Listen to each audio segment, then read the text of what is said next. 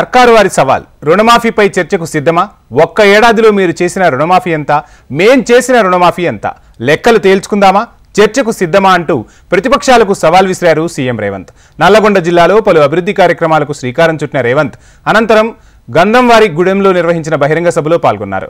ఏడాదిలో కాంగ్రెస్ సర్కార్ చేసిన అభివృద్ధి సంక్షేమాన్ని వివరిస్తూనే బీఆర్ఎస్ బీజేపీలపై సీఎం నిప్పులు చెరిగారు. కేసీఆర్ ఏనాడైనా ప్రతిపక్ష నేత పాత్ర పోషించారా అని రేవంత్ సూటిగా ప్రశ్నించారు.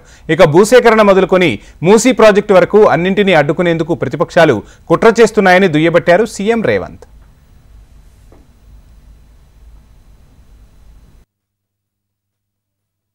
మంది శాసన సభ్యులతో పంచ పాండవులలాగా అందులో కోమటిరెడ్డి రాజగోపాల్ రెడ్డిని కూడా ఎంబడి పెట్టుకొని మీతోని కొట్లాడి నెంబర్ కాదు సమస్యలను ప్రస్తావించడం ప్రతిపక్ష బాధ్యత అని ప్రజా సమస్యల మీద చట్ట సభలలో మా సిఎల్పి నాయకుడు ఆనాడు బట్టి విక్రమార్క గారు మీ ప్రభుత్వం మీద పోరాటం చేయడమే కాదు మీ ప్రభుత్వానికి సలహాలు ఇచ్చిండ్రు.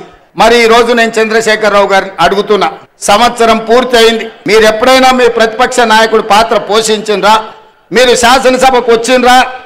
మీ అనుభవాన్ని ఎమ్మెల్యేగా, రాష్ట్ర మంత్రిగా, పార్లమెంట్ సభ్యుడిగా, కేంద్ర మంత్రిగా, తెలంగాణ రాష్ట్ర సమితి అధ్యక్షుడిగా, తెలంగాణ రాష్ట్ర ముఖ్యమంత్రి 10 సంవత్సరాలుగా మీకున్న అనుభవాన్ని, మీ వయసును తెలంగాణ ప్రజల కోసం ఏ ఒక్క రోజైనా వినియోగించిండ్రా? మీరు ఆలోచన చేయండి, ఆత్మ పరిశీలన చేసుకోండి. చంద్రశేఖరరావు గారు ఫ్యాక్టరీలు తెస్తామంటే వద్దంటారు, పరిశ్రమలు పెడతామంటే వద్దంటారు, రోడ్లు వేస్తామంటే వద్దంటారు, RRR కడతామంటే వద్దంటారు, బ్రాహ్మణవెల్లి పూర్తి చేస్తామంటే వద్దంటారు, ఫార్మా సిటీ కాదు ఫ్యూచర్ సిటీ అంటే వద్దంటారు, మన ఫాక్సికాన్ పెట్టుబడులు తెస్తామంటే వద్దంటారు, మీకు ఇచ్చిన మెడికల్ కాలేజీలు పూర్తి చేస్తామంటే వద్దంటారు.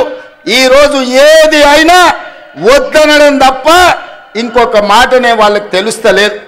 నేను అడుగుతున్నా, ఏది వద్దన్నప్పుడు, భూసేకరణ చేయొద్దన్నప్పుడు, పెట్టుబడులు రావద్దన్నప్పుడు, కాలేజీలు తెరవద్దన్నప్పుడు, ఉద్యోగాలు ఇవ్వద్దన్నప్పుడు, గ్రూప్ 4 పరీక్షలు పెట్టొద్దన్నప్పుడు, గ్రూప్ 1 పరీక్షలు పెట్టొద్దన్నప్పుడు, డిఎస్సి నోటిఫికేషన్ రద్దు చేయమంటే ఏ విధంగా తెలంగాణ రాష్ట్రం ముందుకు వెళ్తుందో తెలంగాణ సమాజం ఆలోచన చేయాలి. ఇయ్యాల పరీక్షలు పెట్టొద్దు, పిల్లలకు ఉద్యోగాలు ఇవ్వద్దు అంటే ఇది తెలంగాణకి క్షేమమా?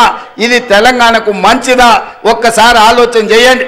రైతు రుణమాఫీ మొదటి సంవత్సరంలో 25,50,000 మంది రైతులకు 21,000 కోట్ల రూపాయలు 2 లక్షల వరకు వాళ్ళ ఖాతాలో వేసిన చరిత్ర మా ప్రభుత్వాన్ని.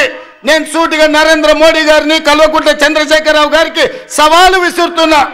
మీ అధికారంలో ఉన్న సమయంలో కావచ్చు, మీ రాష్ట్రాలలో కావచ్చు, ఒక్క సంవత్సరంలో 21,000 కోట్ల రూపాయలు 2 లక్షల రూపాయల రైతు రుణమాఫీ మీరు చేస్తే మా వ్యవసాయ శాఖ మంత్రి తుమ్మల నాగేశ్వరరావు గారు, మా ఉత్తమ్ కుమార్ రెడ్డి గారు, మా రెవెన్యూ మినిస్టర్ శ్రీనివాస్ రెడ్డి గారు, బట్టి విక్రమార్క గారితో సహా నేను వచ్చి మీకు క్షమాపణ చెప్తాం.